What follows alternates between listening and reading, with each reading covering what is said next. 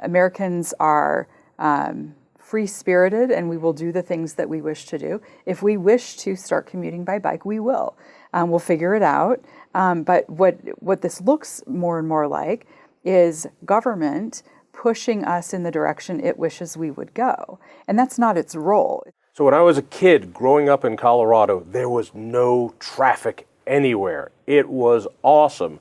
Now that I've been driving around for the last few weeks, there's no traffic anywhere. It's awesome. It reminds me of what Colorado used to be. So please, never go on the roads again. Except when I got to my office and found that there were some roads that were just closed so people could play yo-yo on it. Laura Carno from Colorado Springs Taxpayers. This thing is happening in city after city across the country of shutting down streets because we need a place to play.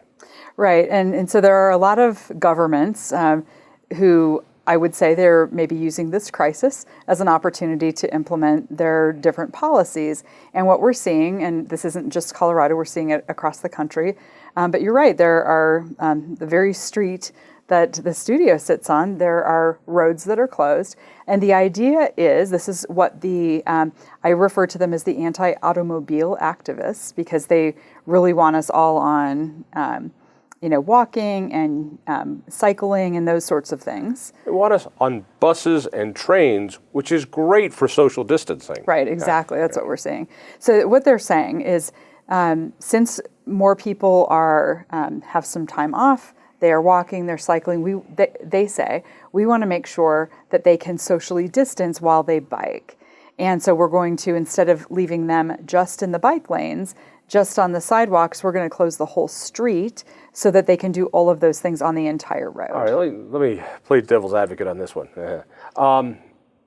There is no traffic, and for those of us who live in houses, we have a little bit of elbow room. But I think about people who live in apartments, especially with kids, and it must be maddening because you're not supposed to go to the parks, even though there's nobody there. So to have a little elbow room on a street so you can run around, cycle, skateboard, whatever it is, I kind of get that. It's not like the street's being used anyway, so what's the problem? Right, and the street is being used. There are just fewer cars than there were before. But here's the question to ask, and the streets manager of Colorado Springs asked this question in some Colorado Open Records Act requests that we got fulfilled down there.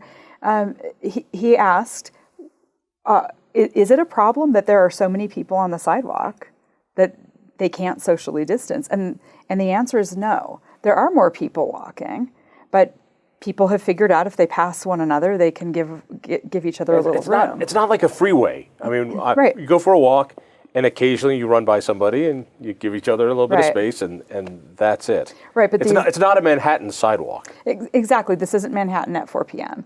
But there was a Denverite article that talked about this going on in Denver with 4 streets, including the one right outside the studio, that they are temporarily closing down. But the Denver Streets Partnership says this is our opportunity to show people what it's like to have, I think they call them people first streets. And my response to that is, when you have a car, there are people in it. We don't really have driverless cars yet. But even if we had driverless cars, there'd be people in the cars. Yeah, and so it's this whole sort of a bigger push toward the cyclists saying we all should be cyclists. That being said, I can't do my grocery shopping for my kids. I cannot drive my handicapped child on my bicycle, even if I had the desire to do so. And it's great when there are bike paths. I'll go on bike paths.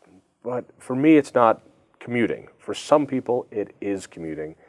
I've been to places like Copenhagen where the sales tax on a car is, I'm trying to see if I can remember this correctly, it's nearly 100%.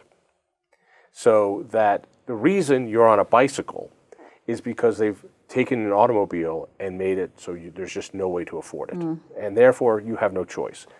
And there are a lot of people who read the streetwise blog that would love to have that kind of world here, Sure. because then we'd all be happy, just like they are in Copenhagen. Sure, of course we would.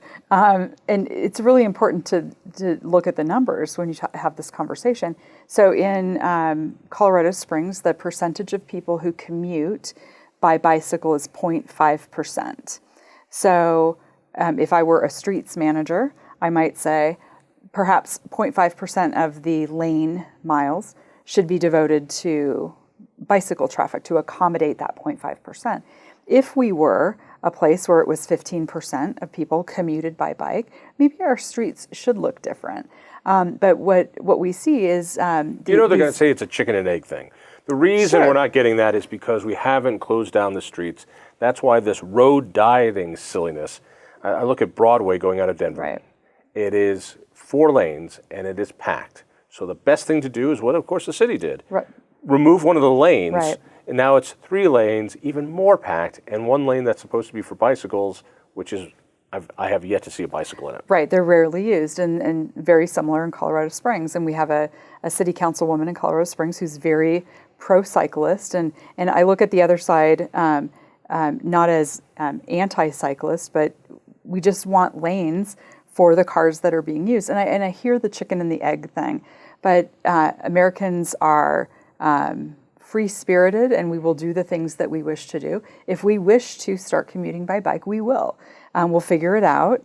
But what this looks more and more like is government pushing us in the direction it wishes we would go. And that's not its role. Its role isn't to say, gosh, riding a bicycle would be healthier for you, so you should get on a bike and do your commute. But they're going to use the greater good argument and saying, this great thing about COVID is that our air pollution levels really have dropped. Our transportation levels have dropped. There's no more smog.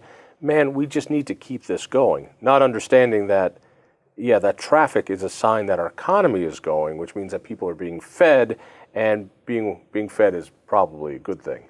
Right, and I think that now we know the price of the reduction of air pollution. It's crashing the whole economy. And so I think it'll be interesting in the future when we're having these conversations about if it's a climate change discussion or a transit discussion, what have you. Sure, we can do that. We can reduce the traffic on the roads. We can reduce the amount of whatever the pollutants are in the air. All we have to do is have 25% unemployment and crash the entire economy. That's the price of it. And for these people, that's an okay price. They're fine with that price. Yeah. While they can still pedal. All right, so once the economy starts opening up again, will these barriers come down on the streets in Denver and the streets in Colorado Springs? Or will there be people going, let's just keep them closed? It's so wonderful. The kids have a place to play now. Right, and that, I believe that that's their goal. Many of them have said, we're just going to do this as an experiment during COVID, use this crisis as an opportunity. A lot of people use the word, let's use this as an opportunity. And people will get so accustomed to it that we can then just keep it. So this is really up to the citizens of whatever the area that this is happening in, to talk to your elected officials and say this is not okay. We need all of our roads. In Colorado Springs, they are also, the city council is also looking at closing Garden of the Gods Park to cars on the weekends, so that the only thing you'd be able to do in Garden of the Gods is walk, hike, bike, skateboard, that sort of thing. And the disability community is coming out and saying, well, then I can't go because I actually count on my car to drive through the garden. Wasn't Garden of the Gods a privately owned bit of real estate, and the person who owned it when he died gave it to the city in exchange, and tell me if I've got this right, that you cannot either charge admission or people have to, it has to be open to the public. Right, and I think the words are that it shall remain forever free to the public, free and open to the public, something like that. It focuses. Damn those rich people. Right. Doing stuff like this, right. donating things wanting people to have access to the park. And it's a beautiful park. At springstaxpayers.com, we actually have a 3-part series on this whole Garden of the Gods park closure. And in one of the blogs, we actually have that placard really? that says that it's to remain open to the public and free, because there have been so many attempts over time to either close it on some kind of an occasional basis, or say Charge admission. or charge admission, or you can't park. You have to park off-site and take shuttles in, that sort of thing. So it's a big source of contention. We look at it that it belongs to the people, not to the government. And therefore, the people ought to access it. For me, mobility has been my pet project, because I know people talk about education as the first step to the American dream. I don't think so. I think mobility is the first step to the American dream. You show me a guy who's limited to where transit will take him, and I will show you a guy who will always be on the bottom rung of our economic ladder. And it's usually somebody who's a minority. And people don't see this as the racist system that it is. And it's wonderful if you're young and you can live downtown and you close down a street and you guys can play Frisbee on the street. Terrific, that's great. But Americans need choice. They need to be self-directed. They need to be able to go where they need to go, when they need to go, not where the government thinks they should go at the time schedule that the government thinks.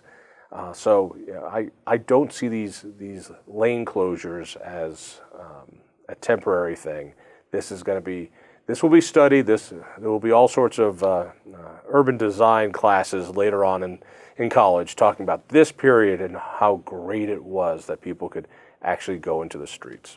Right, and here's the thing. People need, if you don't like this going on in your town, you must talk to your elected officials. These are public servants. They work for us. They exist because of us. They might have that relationship a little upside down in their minds, but it's up to us to remind them ever so politely. But you're missing it.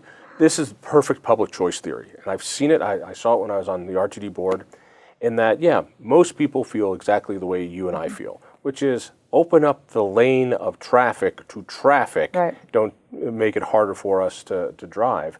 But the bicycle Shiite community and the anti-mobility community is so well organized. They're the ones that show up at town council meetings. Right. They're the ones that show up at these transportation management organizations. And because they are a concentrated interest. Right. And I mean, hats off to them. They do an incredible job taking away our freedoms. Well, and even a step beyond that, we have evidence from a open records request in Colorado Springs where a particular city councilwoman held a public meeting, only invited the pro-cyclist anti-automobile group, and never even noticed it to anybody else, unless you happen to be looking at the city website. So when you have these big organized groups, it might be almost an exclusive group, and they can say, look, 99% of the people who showed up are in favor of this. Well, nobody else knew about it. People want to get more information about Colorado Springs taxpayers. Where do they go? Yeah, they can go to springstaxpayers.com. And even if you're outside of the Pikes Peak region, sign up anyway, because the stuff going on in Colorado Springs is likely going on in your area too. And one final question. Sure. For a month and a half shutdown, your hair looks really nice. My husband colored my roots. Your husband? Mm-hmm. You didn't sneak out and break the law? No. Really? No, the gal who colors my hair gave me the product, and he colored my hair. I bet he's very thrilled you've just announced that. Yes, and all the neighbor ladies are going to be knocking on your door. He watches this show, so he'll be happy for the shout out. Laura, thank you. Thank you. Hey, check out the Independence Institute. Go to independenceinstitute.org. Check out Complete Colorado. Read me in the Gazette, and have a great week. If you enjoyed that conversation, by all means, click one of these other great programs. We have the best conversations with the most fascinating Coloradans.